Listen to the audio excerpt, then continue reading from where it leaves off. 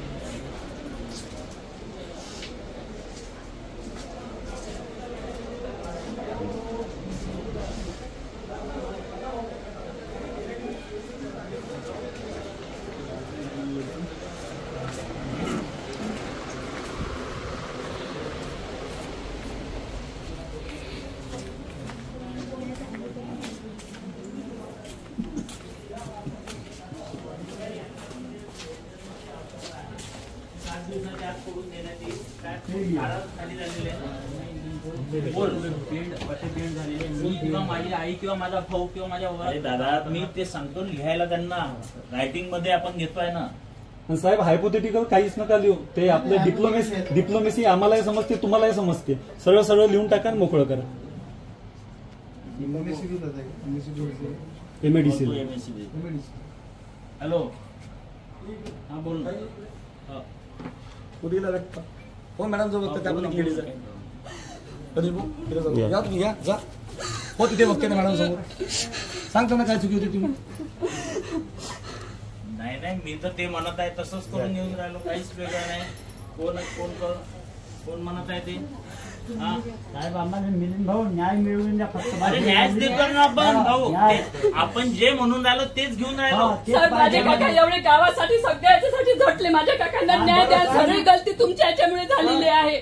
Sir तुमच्यापाशी एवढे माणसं असून आज पोझिशन त्या वावराची जाऊन पहा तुम्ही काय तर फेटाळून देते. आपल्याला हो केलं भाऊ ऐका ना, जे आपण म्हणून राहिलो तेच लिहून देऊन राहिले ना. ते आपल्याला जे पाहिजे आहे तेच लिहून देऊन राहिले. काय करायचं आपल्याला आता? हे यांनी जे सांगितलं मुलांनी वगैरे ते तुम्ही समजून मामा.